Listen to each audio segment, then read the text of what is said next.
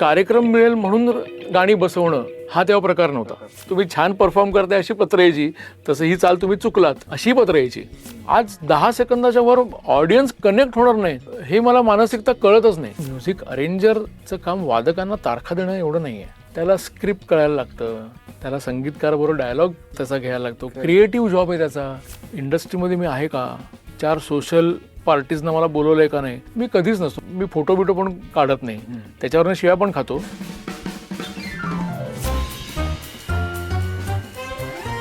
नमस्कार, कॅचअपच्या सर्व प्रेक्षकांचं अगदी मनापासून स्वागत. नवीन भाग, नवीन एपिसोड आणि नवीन जागा सुद्धा. आपल्यासोबत आहेत कमलेश भडकमकर. नमस्कार. आणि तुम्हाला ह्या सगळ्या सेटअपवरनं कळलं असेलच. कमलेश, आता स्वागत मी करत नाही तुझं, कारण मी तुझ्या कार्यक्षेत्रात आल्यासारखं आहे. मस्त वाटते मला की तुझे बाकीचे एपिसोड्स वेगळ्या ठिकाणी होतात आणि ही एक स्पेशल तू मस्त सोय केलेली आहे. अरे थँक्यू. आणि मला खूप कम्फर्टेबल आहे, कारण गेली अनेक वर्ष याच सेटअपमध्ये वावरता आलं हे मला खूप छान वाटतंय. करेक्ट. मस्त वाटतं इकडे. मला सांग, अशा प्रकारच्या जागेमध्ये, अशा प्रकारच्या रेकॉर्डिंग स्टुडिओमध्ये तू काय काय बनताना बघितलंयस, काय काय निर्माण होताना बघितलंयस? तू आता विचारलंस त्यामुळे मी एकदम नॉस्टॅल्जिक झालो.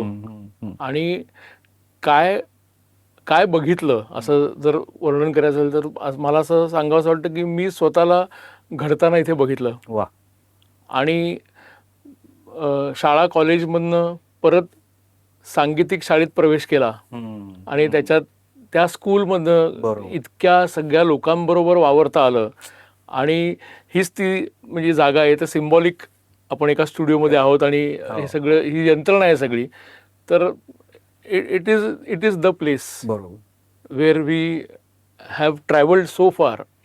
असं आहे ती जागा. आणि कुठेतरी एका प्रवासाची सुरुवात होते. तशी माझी कौशल इनामदार बरोबर सुरू झाली आणि मी दोघांनी एकत्र स्टुडिओत पाऊल टाकलं पहिलं. आणि तो प्रवास सुरू झाला आणि आज तागायत तो काय गेली 30-32 वर्ष तो चालू आहे. म्हणजे number of years doesn't matter. तुम्ही किती काम करताय आणि किती माणसं तुम्ही त्या ह्याच्यामध्ये जोडलेली आहेत आणि किती दिग्गजांबरोबर, किती कंटेम्पररी आर्टिस्ट बरोबर तुम्हाला काम करायला कन्सिस्टंटली मिळत गेलं. आय थिंक ते खूप महत्वाचं वाटतं मला त्या ह्याच्यामध्ये. खऱ्या अर्थाने काम वाजणं म्हणतो आपण, ते तसं झालंय तुझं. पण म्हणजे तू श्रीनिवास खळे यांच्याबरोबर सुद्धा काम केलेलं आहेस आणि त्यानंतर मोठमोठे संगीत दिग्दर्शक, मग यशवंत देव असतील, दत्ता डावजेकर असतील, आणि आता तू कौशलचं नाव घेतलंस तर या पिढीतले कौशल इनामदार, सलील कुलकर्णी, ह्या म्हणजे सगळ्या प्रकारचं म्युझिक जे आहे ते तू पाहिलंयस. संगीत संयोजन, म्युझिक अरेंजमेंट, म्हणजे आता आपण रेकॉर्डिंग स्टुडिओबद्दल जर बोललो तर संगीतकार आणि वादक का संगीतकार आणि गायक यांच्यामधला दुवा नेमका काय? म्हणजे मोहिले सरांनी खूप त्याची एक छान डेफिनेशन केली आहे. म्हणजे गाण्याचा इंटिरियर डेकोरेटर हा संगीत संयोजक आहे. ओके. सो एक तो इंटिरियर डेकोरेटरला काय मिळतं, एक घर मिळतं. त्या घराचं घर पण न घालवता इंटिरियर डिझाईन करायचं असतं. बरोबर. So it's very challenging. आणि त्यामुळे प्रत्येक संगीतकाराची एक विचारसरणी असते. त्या विचारसरणीला तुम्ही सिंक व्हायला लागतं. आणि खळे काका, देव काका, डावजेकर, मग रवी दाते, अशोकजी, तर ह्यांची एक वेगळी विचारसरणी होती. सगळे लाईव्ह रेकॉर्डिंग्स त्यांनी केलेली होती. आम्ही जेव्हा 90s जेव्हा सुरुवात केली तेव्हा डबिंग स्कूलमधले आम्ही होतो. पण एक 7-8 वर्ष आम्हाला लाईव्ह रेकॉर्डिंग्स वाजवायला, कंडक्ट करायला मिळत होती. ह्या लोकांच्या हाताखाली काम, दिग्गजांच्या हाताखाली काम करायला मिळत होतं. त्यामुळे जसं आपण मगाशी डिस्कस करत होतो की आपली जनरेशन ही फार छान जनरेशन आहे, कारण आपण ॲनालॉग पण ते सगळं अनुभवलं. त्याच्यानंतर ट्रान्सफॉर्मेशनला आपण विटनेस होतो. आणि आता डिजिटल पूर्ण हे आहे, तर तिथे आपल्याला काम करायला लागतं. सो प्रत्येकाची एक विचारसरणी आहे. त्या विचारसरणीला तुम्ही किती जेल होताय, ती किती तुम्ही समजून घेताय. त्यामुळे संगीत संयोजन करायला खूप मजा यायची. कठीण होतं प्रत्येकाला समजून घेणं. पण जसं जसं तुम्ही हे होत जाता आणि तो रॅपो होत जातो आणि सगळे एकत्र होतो. त्यामुळे असं लेफ्ट अलोन कधी झालं नाही. सगळेच एकत्र शिकत होतो, एकत्रच पुढे जात होतात तुम्ही. आणि या दिग्गजांच्या हाताखाली तर म्हणजे प्रत्येक क्षण हा शिकण्याचा होता. पण म्हणजे आता तू म्हणालास की संगीतकारांचा ठाम विचार जो आहे तो एक प्रकारे तुम्हाला पुढे न्यायचा आहे. हो. पण तो पुढे नेत असताना मूळ संगीतकाराची जी चाल आहे त्याला कुठेही धक्का लागणार नाही किंवा त्या विचारांना कुठे धक्का लागणार नाही, हे पण तू आत्तापर्यंत करत राहिलेला आहेस. हो, कारण काय होतं, जर संगीतकाराचाच विचार परिपूर्ण असेल तर तो आपल्यापर्यंत ते पोचवतात. बरोबर. खळे काका, त्यांच्याकडे म्हणजे परत 15-16 वर्ष सहाय्यक म्हणून काम करायची संधी मिळालीमुळे, त्यामुळे आम्ही रोज बसायचो गाणी लिहायला, नवीन रचना ते जे करायचे, तर त्याचं संगीत संयोजन करायला मिळणं हे फारच भाग्य होतं. बरोबर. आणि कार्यक्रम मिळेल म्हणून गाणी बसवणं हा तेव्हा प्रकार नव्हता. रचना शिकायच्या, गाणं शिकायचं म्हणजे चाल शिकायची, ती चाल लिहून घ्यायची. सॉन्ग नोटेशनचं रायटिंग त्या काळात तुम्हाला लिहावं लागायचं, प्रथा होती. कारण ओरिजिनल म्हणजे खूप जुन्या गाण्यांपासून ते अगदी 90s पर्यंत गाण्याच्या मागे सॉन्ग व्हॉल्यूम वाचतं ही प्रथा होती. ओके. म्हणजे समजा कुछ कुछ होता याची गाणी, त्याला पण कदाचित सॉन्ग नोटेशन, सॉन्ग व्हॉल्यूम असेल. ते सॉन्ग व्हायोलिन सिंगरसाठी होतं. आणि ती चाल बर हुकूम वाजवणारी माणसं पण होती. त्यात हुकमी नाव म्हणजे आपले प्रभाकर चोक, त्यांनी इतक्या गाण्यांचं सॉन्ग व्हायोलिन वाजवले. आणि असे अनेक दिग्गज होते. जर ही वादक मंडळी नसतील तर कदाचित रेकॉर्डिंग पोस्टपोन करायची अशी पण हे होती. म्हणजे सिंगर सांगायचे, अरे हे नाही आहेत का, तर ते मला त्याचा आधार मिळतो. सॉन्ग व्हायोलिन त्याला म्हणायचे. आणि म्हणजे या पिढीत म्हणजे आम्हाला सिनियर पण महेश खानोलकर ह्यांनी ते काम उत्तम केलेलं आहे. ओके. गारवा हा अल्बम महेश खानोलकरांनी सॉन्ग व्हायोलिन म्हणून वाजवलाय असं मला आत्ता आठवतं. म्हणजे गाण्याचं संगीत संयोजन करायच्या आधी सॉन्ग नोटेशन तुम्हाला लिहिता आलं पाहिजे होतं. आणि ते खळे काकांकडे माझं पक्क होत गेलं over a period of years त्या ह्याच्यामध्ये. तर तुम्ही गाणंच आधी जर समजून घेतलं ना तर तुम्हाला ते अरेंजमेंट करायला सोपं पडतं. एका गाण्याच्या मुखड्याला काहीतरी एक हार्मोनी तुम्ही हे करता, तेव्हा त्या स्वरावटीमधनं समजा एका स्वरावर म्हणजे समजा मध्यमावर तुम्हाला यायचं असेल तर तुम्ही दैवतावरनं मध्यमाला आलात तर वेगळी कॉर्ड लागते, निषादावरनं मध्यमाला आलात तर वेगळी कॉर्ड लागते, वरच्या रेवरनं परत शुद्ध निषाद घेऊन आला तर वेगळी कॉर्ड लागते. तर ते तुम्हाला कळतं की लँडिंग म वर आहे पण कुठून येत आहे तुम्ही. ओके. तर तिथे ती हार्मोनी बदलू शकते. आणि हे जर तुम्ही सिरियसली नाही लिहिलं तर देर इज अ म्हणजे big chance of missing something great score. Correct. तर त्यामुळे ते लिहायला हवंच. बरोबर. मला म्हणजे अगदी बेसिक मला हे विचारायचं आहे की जे सुरुवातीला मी म्हटलं की संगीत संयोजन, आपण आता रेकॉर्डिंग स्टुडिओ बद्दल बोलतोय, चाल एकदा बांधली गेली संगीतकाराकडनं, त्याच्यानंतर पुढे काय काय झालं? जेव्हा तुमच्याकडे कम्प्लीट झालेली चाल येते ते त्याच्यामध्ये मला असं वाटतं संगीतकाराचा आणि संगीत संयोजकाचा डायलॉग फार महत्वाचा आहे. बरोबर. काय पद्धतीने त्याचं एक्झिक्युशन आपण एक्झिक्यूट करतो ते गाणं. बरोबर. सो मग म्हणजे जर एखादं रोमॅन्टिक गाणं असेल आणि शब्द असतील आणि त्याच्यावर तुम्ही अंदाज बांधता की अरे हा साधारण रात्रीचा मूड आहे, की हे गाणं इंडोर आहे. एक जरीच ते सिनेमातला असेल नसेल पण समजा अल्बम मधलं असेल पण तो फील तुम्हाला ते शब्द देतात, ती चाल देते.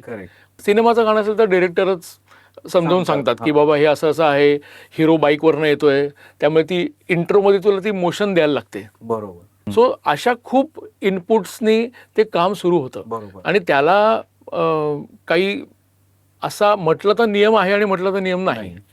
क्रिएटिव्हिटीमध्ये काही तुम्हाला हे नाही. पण संगीतकाराच्या मनात काय आहे, त्याची रिक्वायरमेंट काय, कारण अर्थार्थी ही इज द बॉस. बरोबर.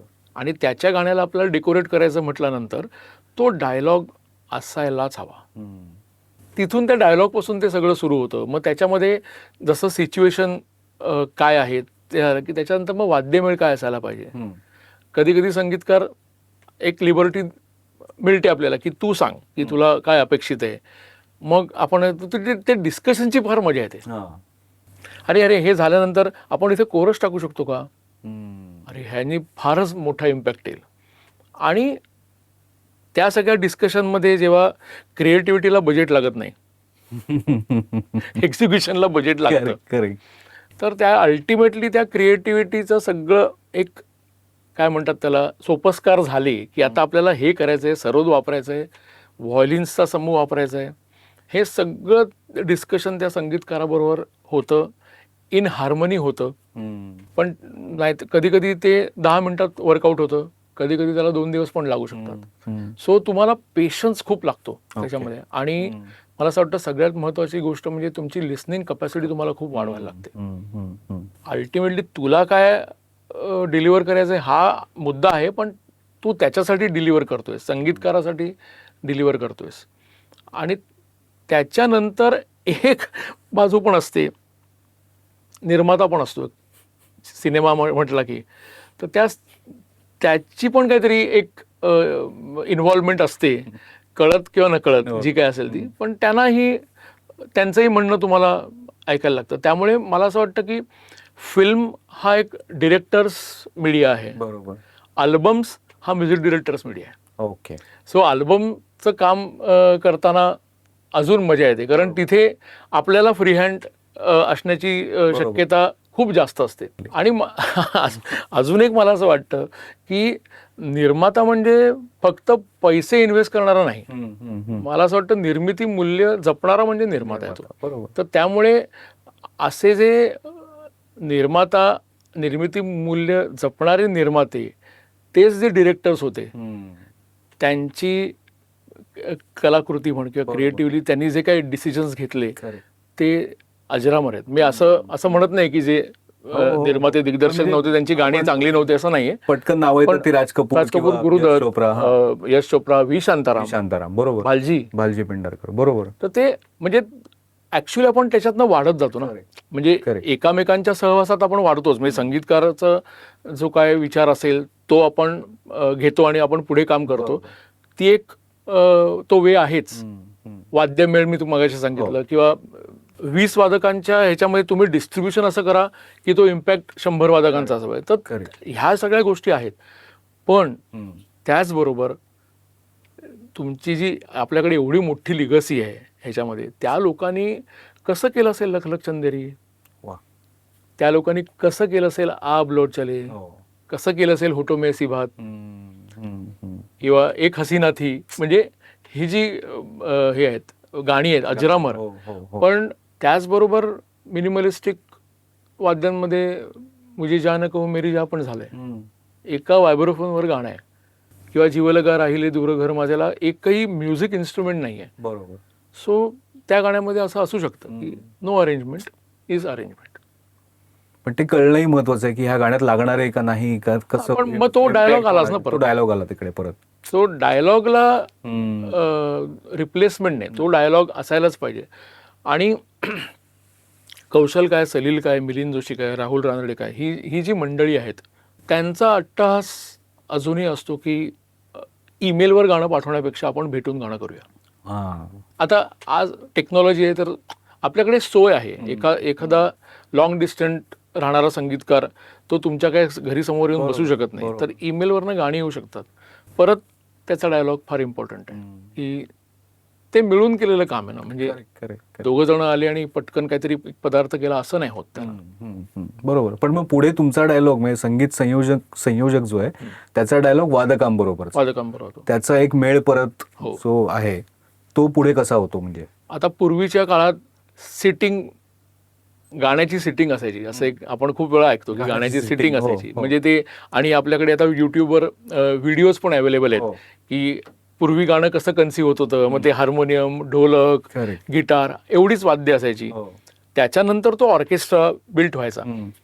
त्याचा तो साऊंड जो होता त्या रिहर्सलचा किंवा सेटिंगचा, तो पण मजेशीर किंवा तो कल्पक वाटतो, ज्यामध्ये संगीतकार, संगीत संयोजक, सेक्शन हेड्स कदाचित आपण म्हणू की रिदम अरेंजर, मेलडी अरेंजर.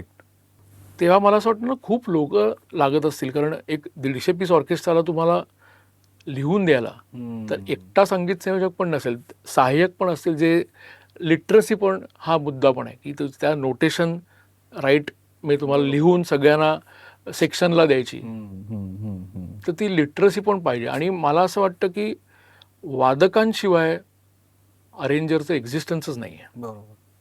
बरोबर. वादक आहेत म्हणून अरेंजर आहे. खरंच आहे, खरंच आहे. त्यामुळे अरेंजरला ना प्रत्येक वाद्याची लिटरसी पाहिजे. म्हणजे आता समजा तुझ्याकडे बासरी आहे, तर बासरीची रेंज किती आहे? 2 ऑक्टेव्ह आहे, 2.5 ऑक्टेव्ह आहे? कुठली बासरी? काळी 2ची बासरी, काळी 4ची बासरी? बरोबर. असं प्रत्येक वाद्य. करेक्ट. संतूर आहे, सरोद आहे, तर त्याच्या बेसिक स्केल, ते वाद्य कुठल्या स्केलमध्ये ट्यून होतं, किंवा त्या मूळ स्केल काय त्याची. म्हणजे सरोदची सी असू शकते, संतूर आणि व्हायोलिन हे सतार हे डी मध्ये जास्त करून ट्यून केलं जातं, त्याची बेसिक स्केल डी असू शकते. तर ही लिटरसी पण तुमच्याकडे पाहिजे. आणि मग त्या वाद्याची रेंज किती आहे, वरचा पंचम त्या वाद्यात लागू शकतो का? तर कारण कीबोर्डमध्ये कसं होतं, कीबोर्डमध्ये तुझ्याकडे 10 बोटं आहेत आणि 5 ऑक्टेव्ह आहेत, त्या 5 ऑक्टेव्हमध्ये संतूर वाजतंच, पण ते लिटरली असं करून वाजवताना ते खरंच त्या वाद्यात येतं का, अकोमोडेट होतं का, ही लिटरसी. आणि मला असं नेहमी वाटतं की आम्ही इतक्या स्टॉलवर्ड्सना बघितलेलं असल्यामुळे त्यांच्याबरोबरचा जो संवाद होता, त्यांच्याबरोबरचं देवाणघेवाण होतं, तेव्हा आम्हाला ते वाद्य हळूहळू कळायला लागलं. बरोबर. की ह्याच्या खाली नोट वाजतच नाही, त्यामुळे ती कंपोज नाही करायची. आणि त्या सगळ्या सिनियर्सनी पण, म्हणजे पंडित उल्हास बापट म्हणा, झरीन शर्माजी सरोद वाजवायचं अप्रतिम, म्हणजे काय बोलायचंच नाही तुम्ही. आणि ही सगळी मंडळी किंवा आत्ताच्या जनरेशन, म्हणजे आजही जे काम करतात ते माधव पवार आहेत, अच्छा, विजू तांबे वगैरे सगळे. पण रमाकांत पाटील नावाचे खूप एमिनंट बासरीवादक होते, ज्यांनी ऋतू हिरवापासून ओंकार स्वरूपापासून सगळे अल्बम्स वाजवले होते. तर ह्या सगळ्या दिग्गज लोकांना भेटल्यामुळे तुमचं एक ओरिएंटेशन वेगळं होतं, परसेप्शन वेगळं होतं. बरोबर. ज्ञानेश देव, राजेश देव, ही सगळी मंडळी होती, त्यांनी पण आम्हाला शिकवलं. म्हणजे सिनियर म्युझिशियन्स होते ते. करेक्ट. त्यांनी जसं संगीतकारांनी एक विजन निर्माण केली, तसं त्या वादकांनी सुद्धा आपली विजन डेव्हलप करायला खूप मदत. त्यामुळे त्यांचा पण खूप महत्त्वाचा मोठा वाटा आहे. एखादं गाणं ऐकलं की ते डायरेक्ट धपाधप नोटेशन लिहायला लागायचे.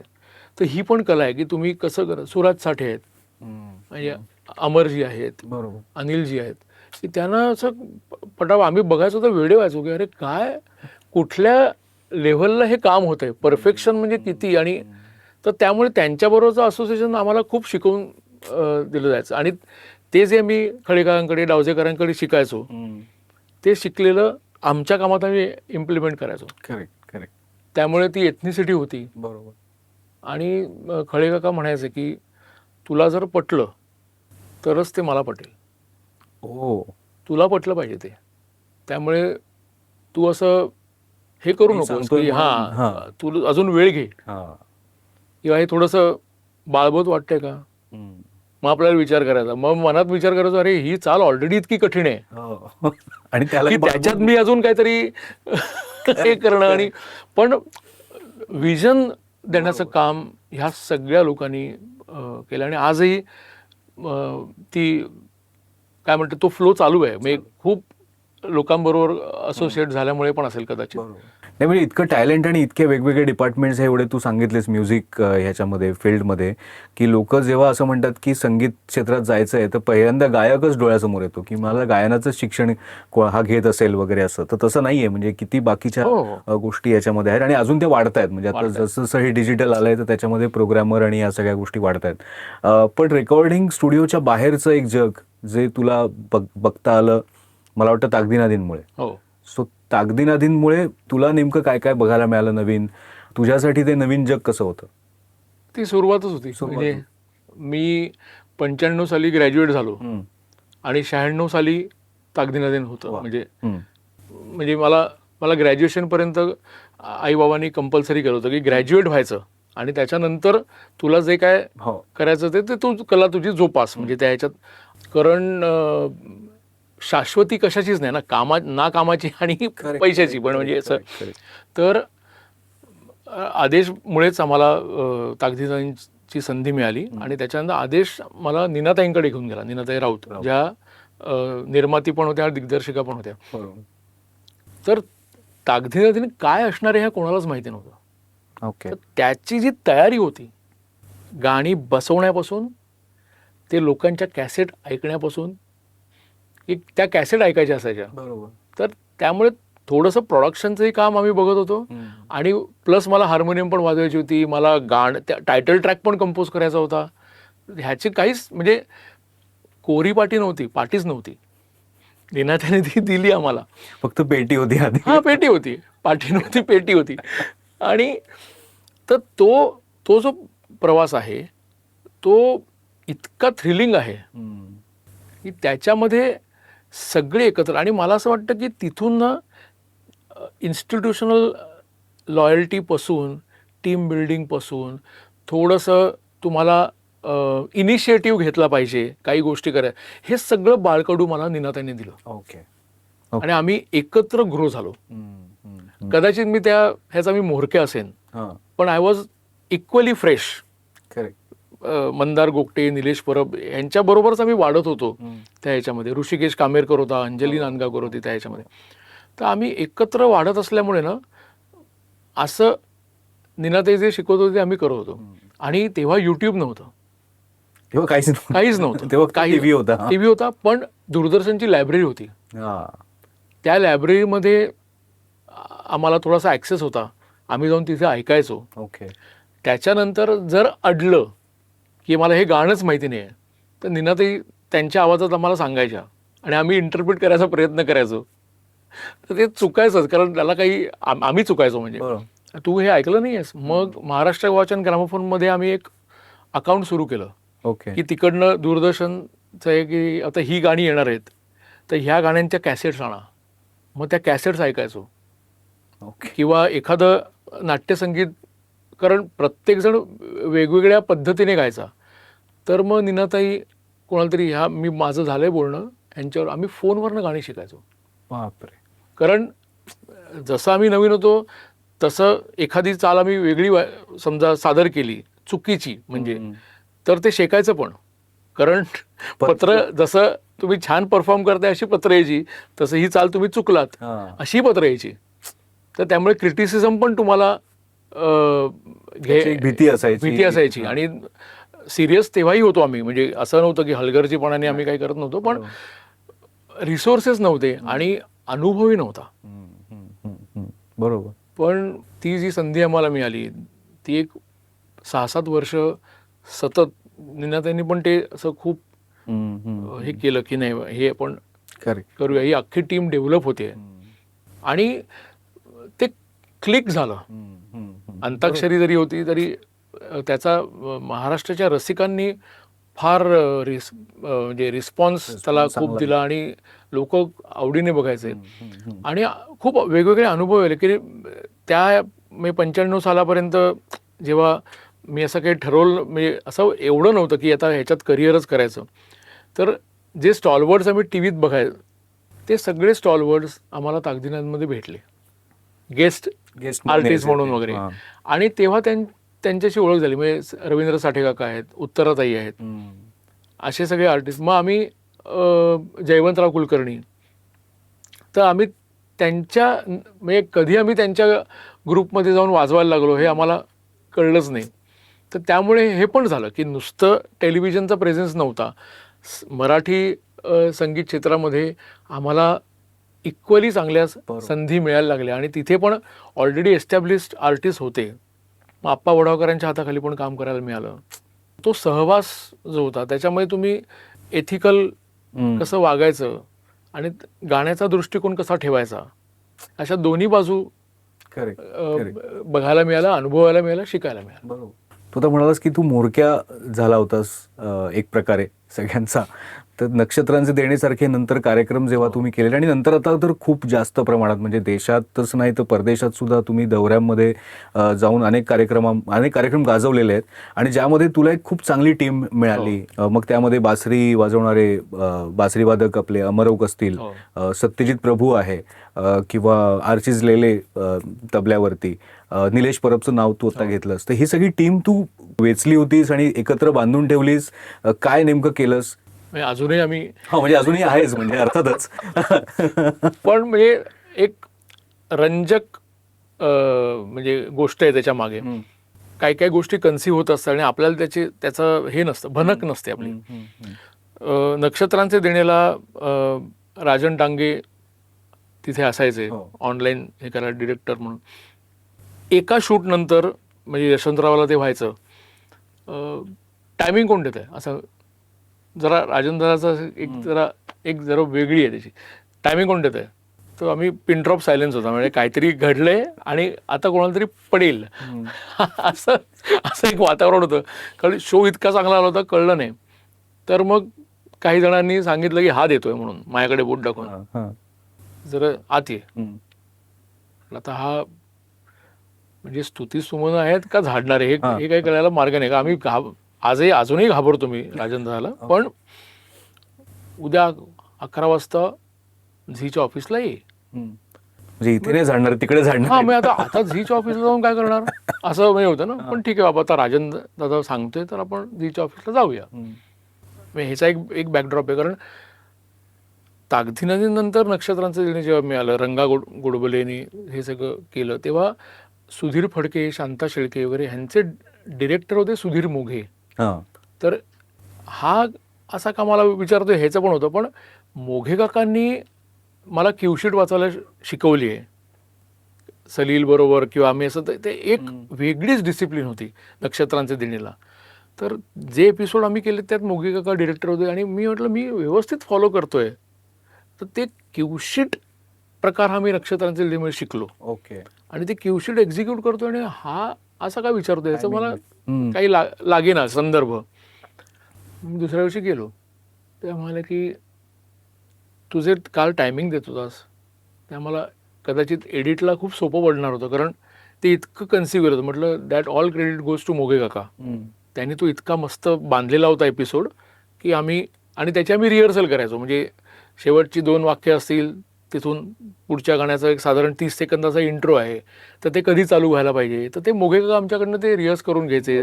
सलील कौशल किंवा जे कोण राहुल रानडे जे कोण डिरेक्टर्स होते त्याचे, तर ते पण खूप चांगलं लक्ष घालून ते सगळं करून घ्यायचे आमच्याकडनं सगळं. बरोबर.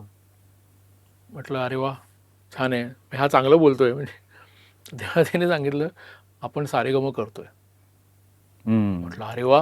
कारण आधीचं मराठी सारेगम मुकुंद फणसळकर आणि ती सगळी टीम होती, ते पण खूप छान हे झालं होतं आणि आपल्याला ती संधी मिळणार आहे. तर तो म्हणाला एक आहे, आम्ही तुझ्यासाठी थोडासा वेगळा विचार केलाय, तू ह्याच्यात वाजवायचं नाही. ओके. मी ती मीटिंग सोडून निघून गेलो. अरे म्हटलं मी वाजवतोय, इतकी वर्ष मी बरोबर टेलिव्हिजनवर वाजवतोय आणि मी वाजवायचं नाही. तर म्हणजे तो हिंदी एक सिनेमाचा सीन असतो ना, तसा मी निघून गेलो आणि शिवाजी पार्कपर्यंत आलो आणि एक गाडी अशी आली माझ्यासमोर अशी, आणि शिवाजी पार्कला अशी आली. तर त्यांनी मला ती जी शाळा घेतली माझी पार्काच्या कट्ट्यावर, की तुला कळते का काय आहे ते, फालतूपणा करू नको, उद्या सकाळी 11 वाजता ये परत. आणि तिथे त्यांनी मला, म्हणजे मी कन्व्हिन्स केलं नाही, मी कन्व्हिन्स झालो. कारण त्यांच्या डोक्यात मी कसा विचार करणार अशी काहीतरी एक पोस्ट असू शकते की जी चॅनल रिप्रेझेंटेटिव्ह म्हणून पण आणि आर्टिस्ट रिप्रेझेंटेटिव्ह म्हणून पण तुम्हाला ती ग्रूम करायची होतं. सारेगम माझ्यासाठी ते होतं.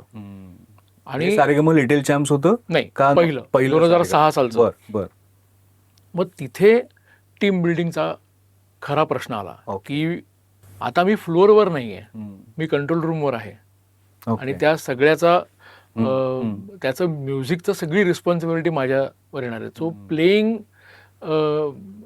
प्लस ही रिस्पॉन्सिबिलिटी मला नाही. मग आपल्यापेक्षा कोणतरी चांगलं खमकं आणि हार्डकोर, जे म्हणजे खतरूड हा शब्द खरा बरोबर आहे, पण हे लोक सोडत नाहीत. सत्तू, अमर, निलेश, ही जी टीम तिकडे झाली, मनीष, आर्चिस, दत्ता, ही लोक चांगल्या अर्थाने खतरूड आहेत. नाही म्हणजे नाही. जर तू त्यांना सांगितलंस की हा इथे मला असं ना कोमल गंधार वाटतोय, शुद्ध गंधार आहे, इतकं इतकं ठामपण आहे. कोमल गंधार चुकीचा हे म्हणजे, त्यामुळे they are good listeners, correct, they are complete musicians. त्यामुळे आणि ते माझ्यापेक्षा सरस आहेत. तुला काय त्यांना फक्त एकत्र बांधून ठेवायचंय म्हणा, का प्रत्येक शोच्या वेळेला डिरेक्शनच्या किंवा डिरेक्टरच्या ऍक्च्युली तुला सांगू का, खरं सांगू का, की तुम्हाला जेव्हा तुम्ही समवयस्क असता, तुम्ही एकत्र ग्रो होत असता, तुम्हाला ना सांगायला लागत नाही, तुम्हाला शिकवायला लागत नाही. ओके, बरोबर. मी वाजवणार नाहीये, पण माझी म्युझिशियनशिप सत्तूचं प्लेइंग बघण्यात, त्याच्या प्लेइंग मधनं शिकण्यात गेली. बरोबर. की टिकून राहिली. तर ती एक टीम जेल होताना पण मी पाहिली, त्याचा निमित्त मी असेन, पण मेहनत त्यांचीच होती. त्याचे डिरेक्शन्स किंवा मला हे असं हवंय हे मी कदाचित त्यांना सांगत असेल. बरोबर. किंवा 60 वादकांचं गाणं तुम्हाला 6 वादकांमध्ये रिप्रेझेंट करायचं आहे, तर मग कसं करायचंय. मग ऑक्टोपॅडचे पॅचेस, मग निलेश आणि आर्चिस काय वाजवणार आहेत, ते जे इन्स्ट्रुमेंट वाजवणार नाही ते दत्ताच्या ऑक्टोपॅडमधनं आलं पाहिजे, किंवा निलेशला थोडंसं मल्टीटास्किंग करायला लागेल. सो ते काम फक्त एका डायमेन्शनमध्ये नाही आहे, मल्टिपल डायमेन्शन्समध्ये ते काम सुरू होतं. आणि मगाचा मी जो सांगितलेला मुद्दा, की मोघेगावमुळे आम्हाला क्यूशीट कळली. ती क्यूशीटचा जो फॉर्मॅट आहे तो आजच्या घडीला जे आम्ही स्टेज शोज करतो तिथेही तो आम्ही वापरतो. अच्छा.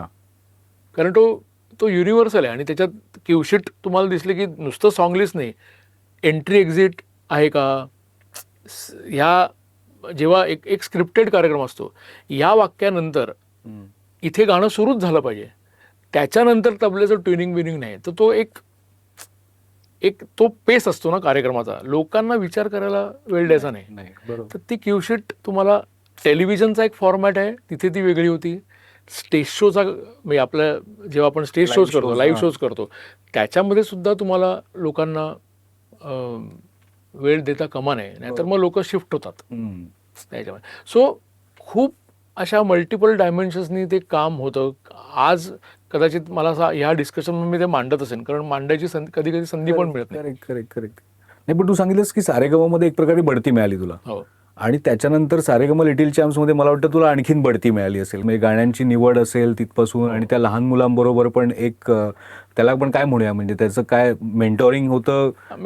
आज ती सगळी नावं आहेत किंवा त्याला काय पोझिशन हेड वगैरे, पण खरं सांगू का, आम्ही त्या कुठल्या पोझिशनला आलोच नाही. म्हणजे आम्ही एकत्रच होतो की आता मी मेंटॉर आहे म्हणजे हे वादक आहेत किंवा असं नव्हतंच.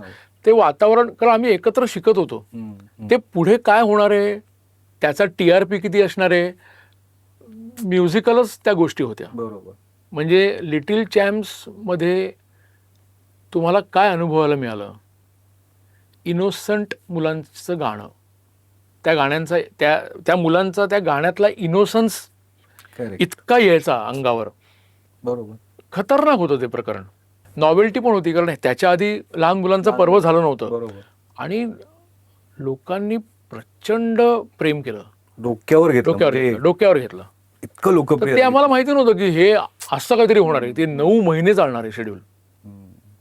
तर तेव्हा हे पण कळलं होतं की जितके दिवस तुम्ही चांगलं सस्टेन करू शकताय, तेवढं लोक कनेक्ट होत आहेत त्या ह्याच्याशी. बरोबर. आणि कदाचित नंतरची काही शेड्यूल झाली ती 3 महिन्यात संपली, तर तेव्हाची गणितं वेगळी होती. पण मग हे काहीतरी अशा पद्धतीचं म्युझिक विकलं जात आहे अशी काहीतरी समीकरण यायला लागली नंतर, जी लिटिल चॅम्प्सला नव्हती. लिटिल चॅम्प्स जे गातील ते किती गाणी गायलेत. मला असं वाटतं हे जे टॉप 5 होते पंचरत्न, त्यांनी मला वाटतं 55 ते 60 गाणी गायलेत त्या शेड्यूलमध्ये. तुला असं वाटतं की मुग्धाची 8 वर्षाचं वय असताना ती 60 गाणी बसलेली असतील? सो रियालिटी शोच्या मागची रियालिटी पण आम्हाला बघायला मिळाली बरोबर. की गाणं नाही आहे तयार, पण त्या 8 वर्षाच्या मुलाला 10 वर्षाच्या मुलाला ते कसं कोपअप करायला लागतंय. बरोबर. दिसायला ते दिसतं की नंतर एक वेगवेगळ्या ह्याच्यात वलयात ती मुलं ते ट्रॅव्हल करायला, मला वाटतं त्यांची जर्नी जास्त कठीण होती. पण पुढे जाऊन रियालिटी शोचं स्वरूप बदललेलं तू बघितलंस, त्या सगळ्या सेटअपमध्ये तू स्वतःला ऍडजस्ट करण्याचा प्रयत्न केलास की तू हळूहळू लांब गेलास त्याच्यातनं? आयडियली म्हणजे लांब गेलो म्हणजे आता जे शेवटचं सारेगमचं पर्व झालं ते आम्ही नाही केलं, पॉलिसी म्हणून नाही केलं. ओके. कारण त्याच्यात म्युझिकल कंटेंट होता का नव्हता असं, पण म्युझिकल नव्हता असं तू एक्स्ट्रीम स्टेटमेंट काहीच करू शकत नाही. बरोबर. तर कदाचित त्यांना आमची रिक्वायरमेंट नव्हती असं मला हे होतं की त्यांना म्युझिक अरेंजर हवा असेल, त्यांना कीबोर्डिस्ट हवा असेल, फ्लुटिस्ट हवा असेल, पण आम्ही जे काम करतो त्यांना बहुतेक माहितीच नव्हतं काय करतो आम्ही ते. आणि जोपर्यंत चॅनलचं प्रोडक्शन हाऊस होतं, म्हणजे चॅनल स्वतःच ते प्रोड्यूस करतो, तेव्हा आमचे संबंध होते. पण जेव्हा तुम्ही एक्सटर्नल कुठल्या तरी प्रोडक्शन हाऊसला जेव्हा ते देता तेव्हा त्यांचे नॉर्म्स असतात. बरोबर. तर तेव्हा पॉलिसी म्हणून ते तुम्ही ठरवलं हो का आता याच्या पुढे आता नको. आणि असं नाही आहे की त्याच्यानंतर जेव्हा सारेगम करायचं काय आपण करूया का, तेव्हा चॅनलशी संबंध तुटले नाहीत आणि ते तुटणार पण नाहीत. There is no reason to हे करायला. बरोबर. काय होतं, 2006 मधलं पहिलं पर्व सारेगमचं रियालिटी शोचं आणि 2025 मधलं पर्व जर समजा असेल तर त्याच्यात फरक पडणारच ना. मानसिकतेचाच फरक हे आहे. कारण तेव्हा कसं होतं म्युझिक, आता तू विचार कर, ऋतू हिरवा for example outright hit album आहे. तर असं तेव्हा नॉर्म्स होते का की लोकांचा कनेक्ट कमी झालाय बरं का, त्यामुळे इंट्रो 6 सेकंदातच करा. बरोबर. ते म्युझिक म्हणून आपण कन्झ्युम करत होतो ना. आज 10 सेकंदाच्या वर ऑडियन्स कनेक्ट होणार नाही. मग हे मला मानसिकता कळतच नाही. ती आजची असेल कदाचित, पण मग म्युझिकचं काय, प्रत्येक वेळेला म्युझिकच सफर होतं. म्हणजे गाणं 10 सेकंदामध्ये सुरूच झालं पाहिजे, मग अरेंजरचं काम कमीच झालं ना. आणि त्यामध्ये मग ते जज आणि कंटेस्टंट त्यांच्यामध्ये गप्पा, हे सगळं बॅक स्टोरी त्याची, ते पण सगळं खूप वाढलंय. म्हणजे हिंदीमध्ये कदाचित जास्त वाढलं असेल. तुझ्याकडे जर एवढा चांगला कंटेंट आहे, हो ना, हो ना, तर त्या काळाच्या प्रमाणे त्याची गरज आहे. ओके, अंडरस्टूड की त्याच्याबद्दल डिसरिस्पेक्ट किंवा रिबेल नाहीच आहे, पण इतका बदललाय का की मग म्युझिकचा कार्यक्रम, गाण्याच्या ऐवजी नाट्य आणायला लागते तुम्हाला त्याच्यामध्ये. पण नाट्य पण नाही, गाण्याच्या कार्यक्रमामध्ये वेगळीच ऍक्टिव्हिटी आणि त्याचा पर्सेंटेज पण जास्त आहे. आणि काय प्रॉब्लेम आहे मला नाही माहिती. म्हणजे आता तू बघितलं असेल इंस्टाग्रामवर वगैरे आपल्याला रील दिसतात, ते जुने शोज किंवा त्याचे एपिसोड दिसतात आणि ते बघून असं वाटतं की अरे ह्याने किती साधे कपडे घातलेत, किती साधा सेट आहे. आणि आपण हेच तर बघत होतो त्यावेळेला आणि आपल्याला आवडत होतं हे सगळं. मे बी आपलाच प्रॉब्लेम झालाय, प्रेक्षक म्हणून आपलाही काहीतरी बदल झालाय. तू 10 सेकंदाचं म्हणालास तसं माहित नाही. पण मग ह्या वातावरणामुळे तुम्ही आता जास्त लाईव्ह शो सगळेजण एन्जॉय करता का? कारण तिथे म्हणजे काय, पूर्ण गाणं वाजवायला मिळतं, वन्स मोर मिळतात, लोकांचा थेट प्रतिसाद कळतो, या सगळ्या गोष्टी आहेत. पण म्हणजे ते पूर्वीपासूनच ते आपण करत आलोय. म्हणजे त्या ह्याच्यामध्ये हे नाही. आता अजून एक इश्यू असा होतो की आज सगळी एंटरटेनमेंट तुम्हाला फिंगर टिप्सवर अवेलेबल आहे. तर त्यामुळे प्रेक्षकांची संख्या कमी झाल्यासारखी वाटते मला. पण असं नाही की बाकीच्या सगळ्या नाटकांना किंवा प्रेक्षक गर्दी करतात. तर त्यामुळे मला असं वाटतं ना, खूप एक कार्यक्रम करणं किंवा कार्यक्रम ऑर्गनाईज करणं हे फार कठीण झालं आता. त्याच्यामुळे मला असं वाटत होतं की जर पेपरमध्ये बघितलं तर अशा कार्यक्रमांच्या जाहिराती खूप वाढलेल्या दिसतात. दिवाळी पहाट सारखे कार्यक्रम खूप असतात का, ते फक्त सीझनल आहे? सीझनल कदाचित फुकट. फुकट जर तुझा कार्यक्रम फायनान्शियली कव्हर्ड असेल तर तुला ते परवडू शकतं. बरोबर. म्हणजे आज मी एक म्युझिशियन आहे, मी एक अरेंजर आहे किंवा कंपोजर आहे. मला जर एक कार्यक्रम करायचा असेल तर मला पहिल्यांदा स्पॉन्सर्सकडे जाऊन जो माझा म्युझिक करण्याचा वेळ आहे तो मला तिथे डायव्हर्ट करायला लागतो. करेक्ट. म्हणजे इतर थोडंसं काहीतरी वेगळं पण करायला, एखादी वेगळी कॉन्सेप्ट करायला तुम्हाला वेगळे श्रम घ्यायला लागतात. त्याचं पॅकेजिंग तुम्ही जर वेगळं केलं तर तुम्हाला त्या ह्याच्यामध्ये हे करायला, वादकांना, कलाकारांना सुद्धा इन्व्हेस्ट वेळ खूप करायला लागतो त्या ह्याच्यामध्ये. आणि त्याच्यामध्ये जर तुम्ही 900 कॅपॅसिटीचं ऑडिटोरियम घेतलं आणि तिथे 300च लोक आली तर ते आर्थिक गणित बसत नाही.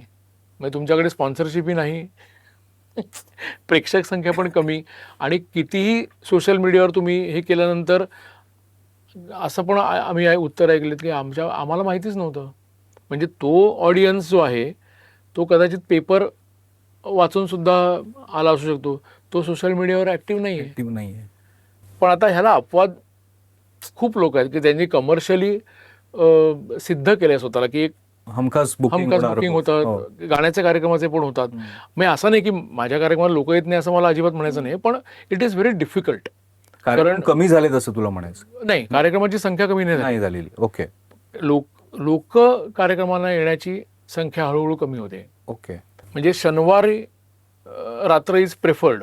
ओके. रविवार रात्र is not preferred in Mumbai, कारण दुसऱ्या दिवशी सकाळी वर्किंग असतं. पण शनिवार रात्र थिएटर्समध्ये म्युझिकल कार्यक्रमांना ऑलमोस्ट नाही मिळत.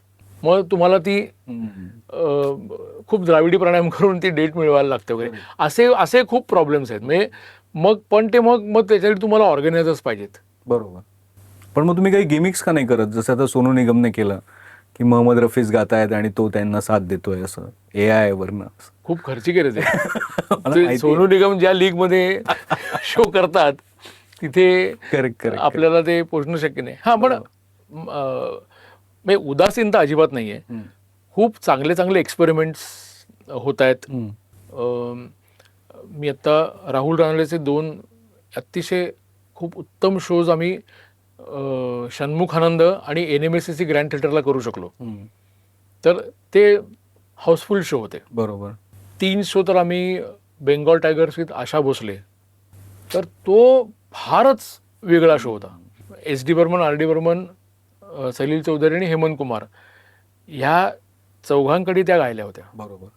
वेगळ्याच धर्तीवरचा शो होता तो. आणि आशाबाई आत्ताच्या त्यांच्या वयात काय, म्हणजे तुम्हाला ते त्यांचा सहवास मिळणं आणि डिव्हाइन दुसरा शब्द नाही, त्याला रिस्पॉन्स मिळतोच, कारण तो वेगळ्या लीगचा शो होऊन जातो. त्याच्यानंतर के फॅक्टर नावाचा राहुलचाच शो होता, कविता कृष्णमूर्तींच्या सांगीतिक कारकिर्दीला 50पेक्षा जास्त वर्ष झाली म्हणून तो एक त्यांचं एक मानवंदना म्हणून त्याला पण लोक आली होती. ओरिजिनल सिंगर तुम्हाला सगळा तो प्रवास उलगडताना दिसते आणि काय सिन्सिअरिटी, आणि म्हणून ते आपल्याला कळतं आशाबाई काय, कविताजी काय, ही लोक का अजून इंडस्ट्रीमध्ये आहेत. तो शो कन्सिव्ह करायला पण राहुल बरोबर बसताना मजा येते आणि एक्झिक्युशन करायला पण, तो शो कंडक्ट करताना पण, कारण तुम्हाला N नंबर ऑफ म्युझिशियन असतात, 30-40 म्युझिशियन असतात, परत तुमची देवाणघेवाण सुरू होते. आणि NMSCCला आम्ही परत बेंगॉल टायगर्सचं एक वेगळं व्हर्जन ग्रँड थिएटरला केलं. तर तिथे तुम्हालाच तसं, तिथे मला हेड ऑन माईक होता, तोच लाखात त्याची कॉस्ट होती आणि त्याचा रिझल्ट तुम्हाला कळतो ना. बरोबर. तर त्या यंत्रणेत जाऊन तुम्हाला जेव्हा शो करायला मिळतो तर तिथे पण त्याची वेगळीच मजा आहे. सो असं निरुत्साही वातावरण आहे असं हे नाही. एकीकडे आपल्याला फोक आख्यांसारखे कार्यक्रम दिसत आहेत, कमाल सुखनसारखे कार्यक्रम दिसत आहेत की ज्याला लोक गर्दी करतात आणि दे प्रूव्ड देमसेल्फ. बरोबर. त्यांनी सोशल मीडिया पण त्यांनी खूप चांगला वापरला. आमच्यासारख्या काही लोकांना तो अजून नीट हाताळता येत नाही, ही पण वस्तुस्थिती आहे. ते पण होतं, पण कार्यक्रम थांबणार नाहीत. बरोबर. कार्यक्रम होतील, एक्सपेरिमेंट्स पण होतील, वेगळ्या परसेप्शननी ते डिझाईन केले जातील. नाही, कार्यक्रम थांबणार नाहीत कारण ती गाणीच एवढी अजरामर आहेत सगळी. म्हणजे आता आपण रियालिटी शो बद्दल जरी आपण थोडंसं निगेटिव्ह जरी बोलत असलो तरी कितीही आपण सिंगिंग रियालिटी शोज बघितले तर त्यामध्ये परफॉर्म होणारी गाणी जी आहेत ती 80% मला वाटतं ही त्याच काळातली असतील, सगळी जुन्या सुवर्ण काळातलीच असतील. त्यामुळे लोकांना तेच आवडतंय अजूनही. जुन्या काळातली गाणी रेप्लिकेट तुम्ही जास्त चांगली करू शकता. नव्या काळामध्ये काय आहे की टेक्नॉलॉजी आहे. बरोबर. जरी 200 वादकांनी जर एखादं जुनं गाणं वाजवलं ना तरी ते वनगो मध्ये वाजवलंय, त्याचा रेप्लिका करू शकतो. बरोबर. इथे काय होत असेल की इन्फायनाईट ट्रॅक्स आहेत. ओके. म्हणजे तू आता एक ट्रॅक भर, मग अजून एक भर, मग अजून एक भर, अजून एक भर, असे ते समजा 150 ट्रॅक्स भरलेस तर त्याच्या म्हणजे आता पान खाय सय्या हमारो आणि मे परेशान. पान खाय सय्या तबला ढोलकचं गाणं आहे. करेक्ट. मे परेशान परेशान हे जर तू गाणं घेतलं तर त्याचा साऊंड स्पेक्ट्रम वेगळाच आहे. तर तो एका कीबोर्डमधून नाही करू शकत. म्हणजे असं मला नेहमी वाटतं प्रत्येक कार्यक्रमात प्रत्येक गाण्याला असं वाटतं की जेव्हा आपण टायमिंग देतो, कुठल्या तरी गाण्याचं इंट्रो सुरू करायला आपण टायमिंग देतो तर 1 2 3 4 त्या हँडवर जो सगळा ऑर्केस्ट्रा एकत्र येतो ना ते मिराकल आहे. क्या बात आहे. आज जर मी इथे शो केला, उद्या माझा दुसरीकडे शो आहे आणि मी टायमिंग देणार आहे किंवा कोणतरी जो कंडक्टर असेल तो टायमिंग देतो, सगळे वादक कसे समयवर येतात. नाहीतर एखादा चुकू शकतो ना, पण सगळे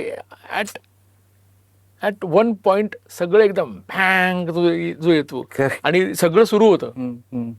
मग तो मेरे सपनों की राणीचा इंट्रो असेल, खैकेचा इंट्रो असेल, होटो में ऐसी बातचा इंट्रो, काय जे असेल ते इंट्रो तुमचा जर व्यवस्थित सुरू होतो तर ते गाणं फॉलो जाणारच आहे व्यवस्थित.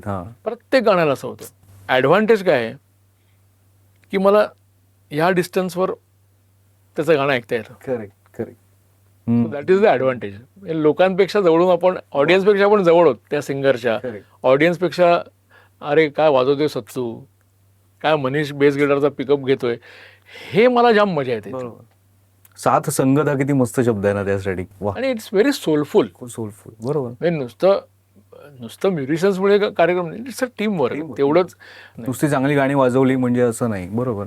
आणि म्युझिक अरेंजरचं काम वादकांना तारखा देणं एवढं नाही आहे. बरोबर. त्याला स्क्रिप्ट कळायला लागतं, त्याला संगीतकाराबरोबर डायलॉग त्याचा घ्यायला लागतो. क्रिएटिव्ह जॉब आहे त्याचा. करेक्ट. की मी त्या कार्यक्रमाचा म्युझिक अरेंजर आहे म्हणजे मी एक तबला, एक ढोलक, एक असं टेम्पो मागवायचा आहे हे नाही. म्हणजे ते काम दुय्यम नाहीये. हो बरोबर आहे. तुम्ही ते म्युझिक अरेंजमेंटचं काम नाहीये. पूर्वी मेसेंजर्समुळेच 150-200 लोक येत होती ना. पण music arranger has is on correct place. Correct correct correct. आणि ते क्रिएटिव्ह आहे. मी वाजविता धनी या नावाने एक लॉकडाऊनमध्ये कार्यक्रम केला होता. कारण लॉकडाऊन जेव्हा लागला तेव्हा काहीच नाही ना, म्हणजे पुढे काय होणार आहे माहिती नाही. वाचन सुरू केलं, ॲमेझॉनवरनं काही पुस्तकं मागवली मी आणि प्रवीण जोशीला मी एक फोन केला. म्हटलं मला म्युझिक अरेंजर्सवर कार्यक्रम करायचा आहे. तो मला अरे वा मस्त कॉन्सेप्ट आहे, पण माझ्या डोक्यात काहीतरी आहे, तू लिही. जसं जसं ते होत गेलं तसं तसं मला कळायला लागलं की अरे क्या बात आहे. एक जसे ब्युटी स्पॉट्स दिसायला लागतात तुम्हाला प्रत्येक ह्याच्यातलं, ते त्याचा अभ्यास सुरू झाला आणि वाजविता धनीचा जन्म झाला. विनायक दापके जो माझा मित्र आहे त्यांनी मला असं स्पेसिफिकेशन लिहून दिली की 2 तांदूळाचे डबे, त्याच्यावर 2 मोबाईल आणि असं हे माईक या पोझिशनलाच त्यांनी करायचं. ओके. मग अवधूत वाडकरला सांगितलं आम्ही एक तुला फाईल पाठवू, ते त्या गाण्यामागे तू हे कर. म्हणजे ते पण तुला अँटिसिपेट, कारण आपण भेटणार नाही आहोत. आणि टू माय सरप्राईज इतका कंटेंट त्या 2-2.5 महिन्यात आमच्याकडे आला. त्यानिमित्ताने सिनियर्सशी माझं बोलणं झालं. अमरजींशी बोललो, किशोर शर्माजी आहेत त्यांच्याशी आम्ही बोललो, तुषार पार्ट्यांशी आम्ही बोललो. मी बाळ पार्टे कसं हे करायचं. तर ते रेफरन्सेस म्हणून माझ्याकडे आता एक उत्तम प्रबंधासारखं तयार आहे की त्याच्याबद्दल म्हणजे म्युझिक अरेंजर्सबद्दल भाष्य करणारा एक कार्यक्रम आपण लॉकडाऊनच्या काळात करू शकलो. सुनील बर्वे आणि सीमा देशमुखनी ते अँकरिंग केलं होतं, ते पण त्यांच्या घरी. तर आता मी तो स्टेज शो म्हणून माझा तो बाहेर आणायचा विचार आहे. प्लीज लवकर. म्हणजे पुस्तक पण लिहिते, प्रबंधाचं पुस्तकही येऊ दे आणि हा शो पण. तर ते खूप इंटरेस्टिंग गोष्ट असते. हो. म्हणजे मोहिले काकांचं जर आपण काम बघितलं, हिंदीमध्ये त्यांनी जे काम केलंय, म्हणजे शराबीचं अरेंजमेंट त्यांचं आहे, उमरावजांचं अरेंजमेंट त्यांचं आहे, अच्छा, लेकींचं अरेंजमेंट त्यांचं आहे. किती वेगळा विषय बघ. मराठीमध्ये जीवनात हेगडी त्यांचं आहे, श्रावणात लाजून सळून गेली ते दिन गेले. खूप वेगवेगळ्या ह्याच्यामध्ये त्यांचा स्पेक्ट्रम आहे. शामराव कांबळे त्यांनी अरे हे गाणं त्यांचं आहे, हे गाणं त्यांचं आहे, अरे बापरे. मग आम्ही ना जवळपास एक 400 सिनेमांची काय म्हणतात त्याला क्रेडिट लिस्ट बघत होतो, की काही काही ठिकाणी तर नावच नाही आहेत कोणाची. आज कसं आजच्या काळात सगळ्यांची नावं पिक्चरच्या एंड स्क्रोलला येतात, वादकांची पण येतात. बरोबर. पूर्वी ती सोय नव्हती. मग जगाच्या पाठीवरचं कोण आहे, सुवासिनीचं कोण आहे, हे शोधून काढलं. 450 सिनेमे आम्ही, कारण वेळच होता रे, काही हे नव्हतं. सो इट्स अ मल्टीफॅसेटेड जर्नी आणि प्रचंड रंजक आहे. घेऊ दे पुस्तक लवकरच. बरं, मला काय मगाशी आशा भोसलेबद्दल सांगितलंस, तर हे आशा भोसले असतील, लता दीदी असतील, ह्यांना पण तू एक प्रकारे साथ संगत केली आहेस लाईव्ह शो मध्ये. हो. काय झाली होती परिस्थिती तुझ्या मनाची? घाबरगुंडी. म्हणजे पण मला असं वाटतं की ज्या गायिकेनी म्हणजे एवढी गाणी गायलीत, म्हणजे आशाबाई काय लताबाई काय एवढी हजारोनी गाणी गायलीत, त्या आपल्या इतक्या जवळ आहेत, तर आपलं किती भाग्य आहे ना की त्यांना तुम्हाला साथ संगत करायला मिळते. सो त्या क्षणाला म्हणजे जरी मी मगाशी घाबरगुंडी म्हटलं तर मनातनं घाबरलेलं होतं, पण ह्याच्यासारखा क्षण नाही ना. संगीतकार म्हणून आशाबाईंनी माझ्याकडे म्हणजे एका सिनेमासाठी माझं भाग्य आहे की त्यांनी माझं कंपोजिशन गायलं. गाव तसं चांगलं फिल्म होती महेश टिळेकरांची. महेश टिळेकर, हा बरोबर. तर त्याच्यामध्ये आशाबाईंनी एक लावणी गायली. सो मला एक कंपोजर म्हणून सुद्धा त्यांच्या बरोबर काम करता आलं. बरोबर. तर अजून म्हणजे काय म्हणजे एक्सप्रेशन म्हणजे काय बोलायचंच नाही काय ह्याच्यामध्ये. म्हणजे आपण एक चाल सांगतो ना, ते आता मी काय गायक संगीतकार नाही आहे किंवा त्यांना चाल सांगायची, हां जरा गाऊन दाखवा म्हटल्यानंतर काय करे घाबरगुंडीच उडणार ना. पण नाही, मला सांगा तुम्ही, मी गायक नाही आहे, अहो पण तुम्ही चांगलं सांगताय मला, सांगा. मग आपल्याला जरा हुरूप येतो, आपण हे करायला लागतो. तर ते आपण हां हे मला असं हवं आहे, अच्छा हे छान आहे, दुसऱ्या वेळेला ना मी अशी घेते जागा, ती आपण विचारच नसतं होईल. करेक्ट. किंवा तुम्ही सांगितलंय ते मी अँटिसिपेट करून गाते आणि या 2 जागांमध्ये मी माझी एक जागा ॲड करते. अजून मी लता दीदींचं एक रेकॉर्डिंग विटनेस केलं. आता 20व्या क्षणाचं अरेंजमेंट मी केलं. अच्छा. सलील.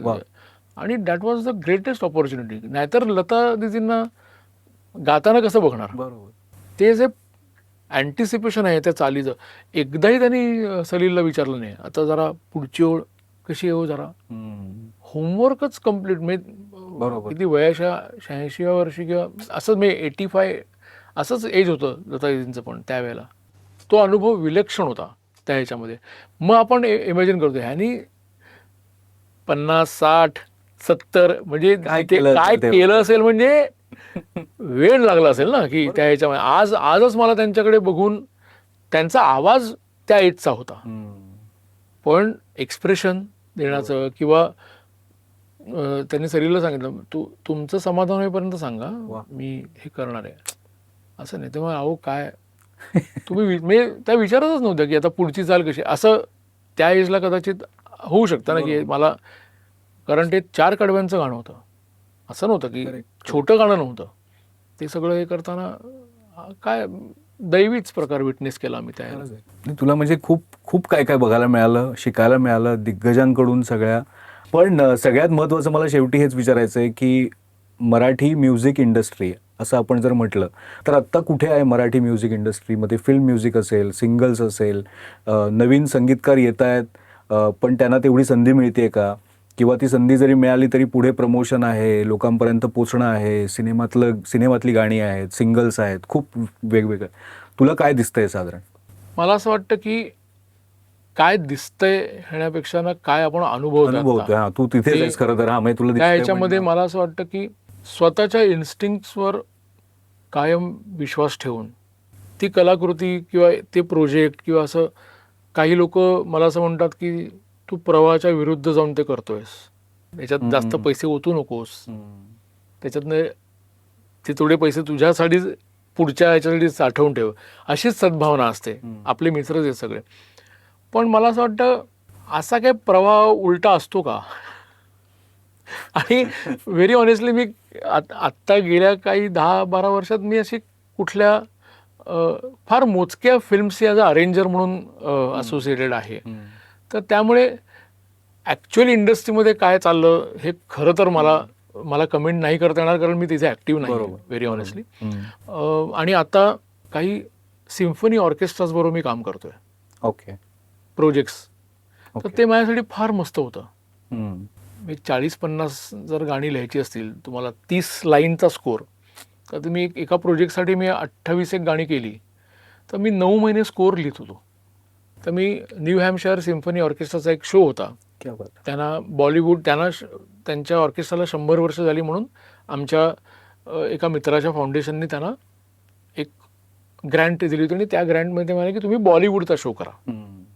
फॉर एक्झाम्पल चंदन सा बदन असेल, तर चंदन सा बदन ओरिजिनल अरेंजमेंटमध्ये फ्लूट आणि सतार आहे, पण तिथे त्यांच्याकडे ते वाद्यच नाही आहे. ओके.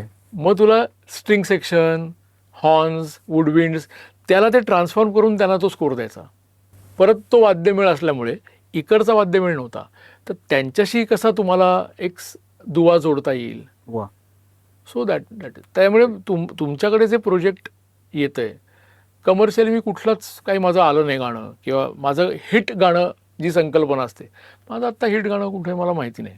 म्हणजे इंडस्ट्रीमध्ये मी आहे का, 4 सोशल पार्टीजना मला बोलवलं आहे का नाही, मी कधीच नसतो. मी फोटो बिटो पण काढत नाही, त्याच्यावरनं शिव्या पण खातो की अरे जरा 2 पोस्ट टाक, असं सांगणारे लोक आहेत. पण मला ते जमत नाही.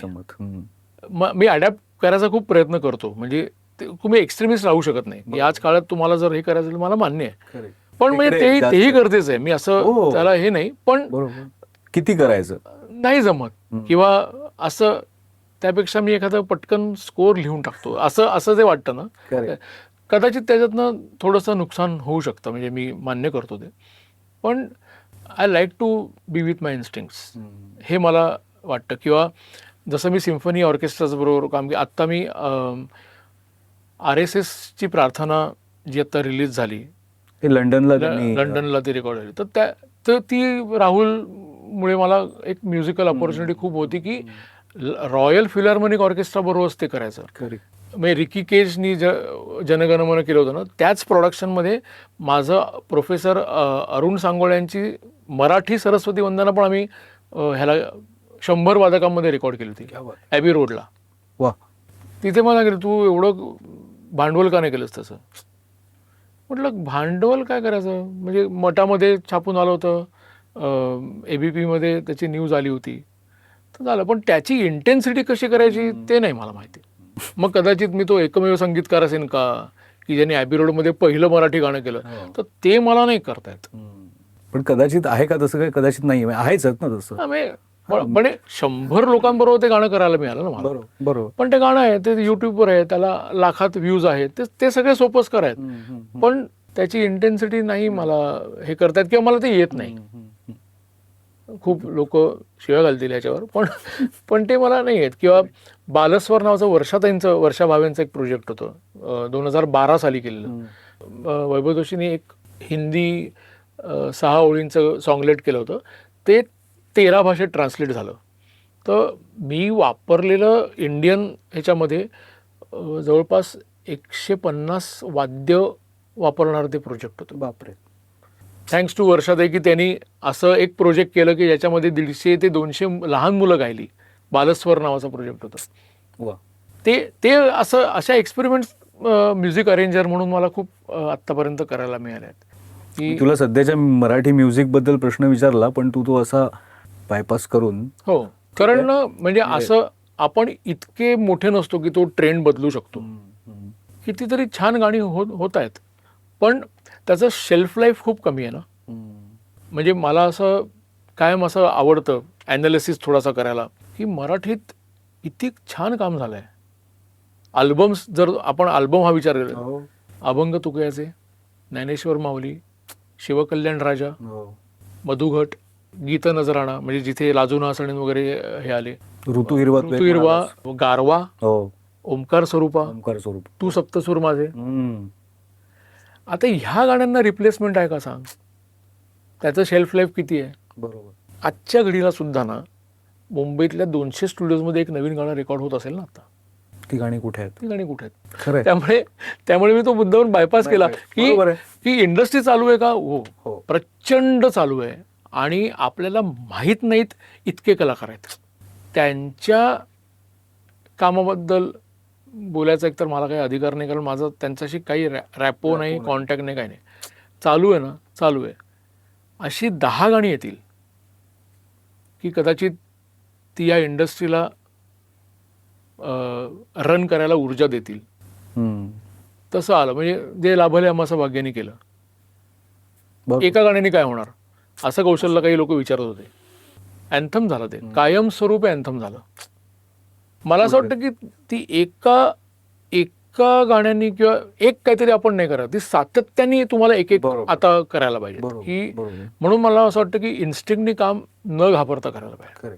म्हणजे लता मंगेशकर आणि आशा भोसले अशा दिग्गज गायिका आहेत, त्यांचं नॉन फिल्म कंटेंटच जबरदस्त आहे रे. फिल्म तर कंटेंट आहेच, पण त्यांनी एवढं मग तो त्यांनी प्लॅन करून केला असेल का की माझा एक्झिस्टन्स इथेही हवा आहे मला. फिल्म सॉंग्स तर आहेत, अजरामर गाणी आहेत, हॉल ऑफ फेम मधली गाणी आहेत सगळी.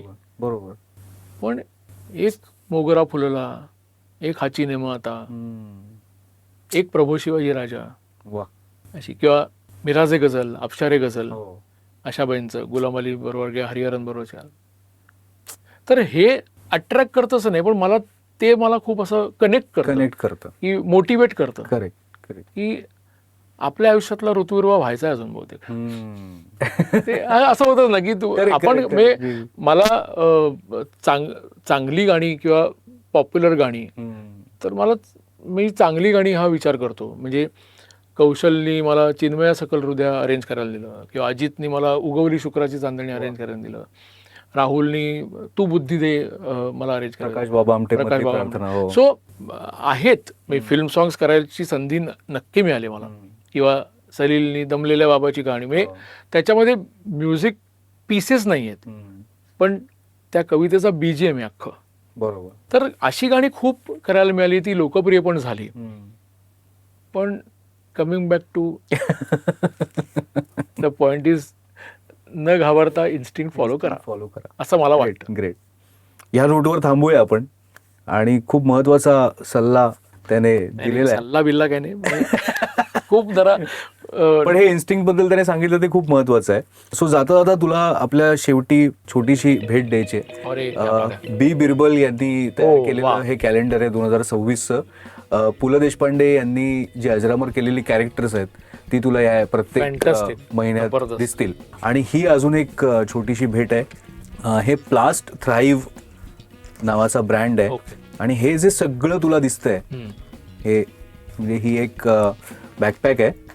आपण जे चॉकलेटचे रॅपर असतात, प्लास्टिक चिप्सची पाकिटं, तर त्याच्यापासून त्यांनी ही बनवलेत. हे पुण्यामध्ये बनतात. धन्यवाद. धन्यवाद. आणि त्यांचे इतरही खूप प्रॉडक्ट्स आहेत, तर ते तुम्ही बघा इंस्टाग्रामवर, त्यांच्या हँडलवर जाऊन तिथून तुम्ही ऑर्डरही करू शकता. So thank you Kamlesh. आणि थँक्स टू यू, कारण मी कॅचअपचे अनेक एपिसोड्स बघितले आहेत. खूप म्हणजे मला असं खूप कठीण असतं पॉडकास्टमध्ये बोलणं. हो. नाही, आणि मला आजचा विषय कठीण होता. म्हणजे पण मला खूप इच्छा होती तू मला बोलवलंस, म्युझिक अरेंजमेंट या विषयावरती जरा लोकांना कळू दे किंवा मला पण कळू दे. पण मजा आली, कारण तू मला आवर्जून बोलवलंस, खूप छान वाटलं मला. मी म्हणेन की तुझा बोलिवता धनी वेगळा असतो, पण वाजवता धनी तूच आहेस. तर ते पुस्तक तुझं लवकर येऊ दे, तो प्रबंध लवकर येऊ दे. आणि मी प्रेक्षकांना जाता जाता शेवटी एवढीच विनंती करेन की अमोल परचुरे हा चॅनल तुम्ही सबस्क्राईब करा त्याच्यावर आता हा इंटरव्ह्यू तुम्ही बघताय तर त्याखाली काही कमेंटमध्ये सांगा काय तुम्हाला खटकलं असेल, काय आवडलं असेल, तुम्ही हक्काने सांगू शकता. आणि लाईक करत राहा हे व्हिडिओज. इंस्टाग्रामवर सुद्धा, फेसबुकवर सुद्धा मी तुम्हाला भेटत राहीन. तर पुढच्या भागात पुन्हा भेटूया. सध्या इथेच थांबूया. Yes, thank you thank you very much.